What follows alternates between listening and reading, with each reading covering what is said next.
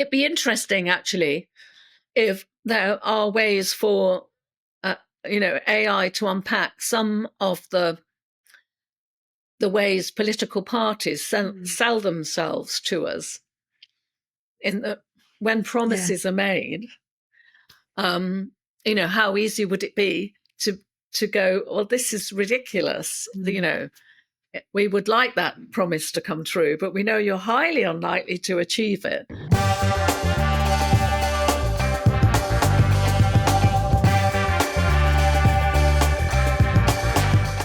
Do you think generative AI changes that at all? Well, actually, let me ask you a bigger question than that, Maggie. What do you think the impact that generative AI is going to have on the education sector? I think what we will hopefully see are some of the tasks that teachers have to dedicate a lot of time to at the moment, in terms of some of the grading and marking of work, the being able to personalize some of the learning to suit a student. Some of the admin tasks will be lifted from the teacher. Yeah. It has to be done in a very ethical way. And I think teachers need to be careful, obvious, and I'm sure they will be, about the use of data and making sure that things are anonymized and not being inappropriately used to train systems. Yeah. I think there's a way to go on all of this. But I do think that some of the heavy lifting will be done. I think it would be great to see if personalized learning and support can be really developed, so you can get encouraging nudges from an AI system that sort of go, now that's a really great opening to, I don't know, could be a history essay or whatever. But are you really sure that Bismarck did that? Shall we just check? So that there's a little bit of nudging that could support the student, and that I think would be really good.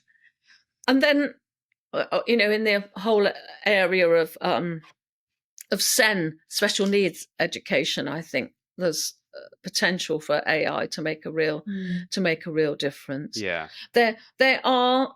I think there's a way to go in terms of making sure that it works well for everyone and works fairly, and there's also openness with both the student and the parents when AI is being used, whether AI is being used to produce school reports, etc. The human eye has to be going over things as well. Yeah, there has to be a human layer on most things at the moment, doesn't there? Absolutely. But I do think what I would hope is that this removes a chunk of the teachers' and the learners' time so that real learning can take place, which is more appropriate for the world that we're living in now. And we do need fresh thinking to tackle some of the major global issues that we have, and it needs to be fairer so that the thinking isn't always coming from those with vested interest.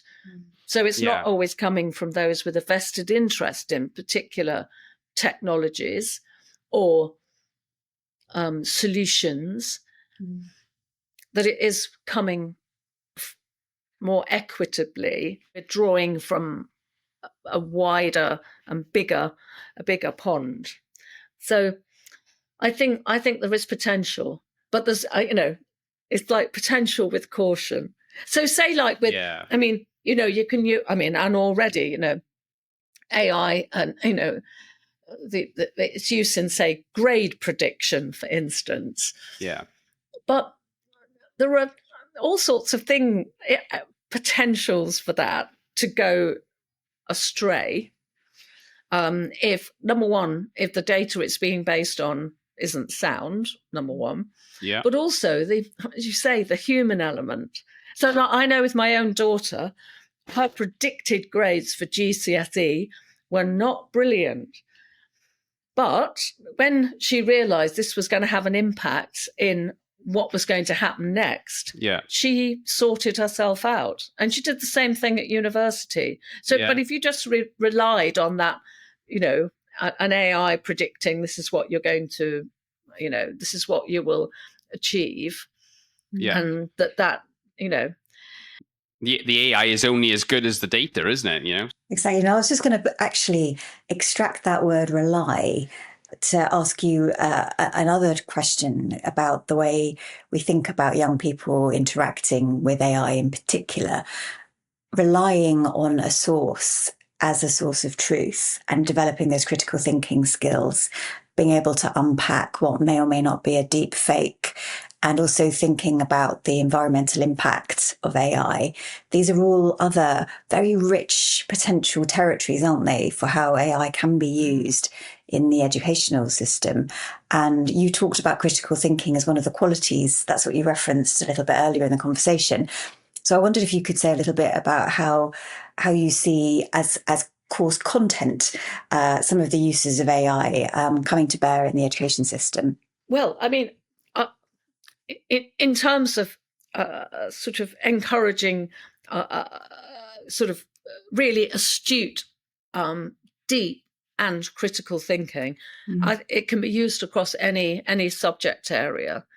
Because we've seen all sorts of things, haven't we? So for instance, the way many of us were taught history, and we're taught history from the perspective, actually, frequently of British colonialism. It's not just about using AI in terms of, is this piece of news real or not? Though I think that it's really important that young people can, in fact, that all of us can unpack those untruths.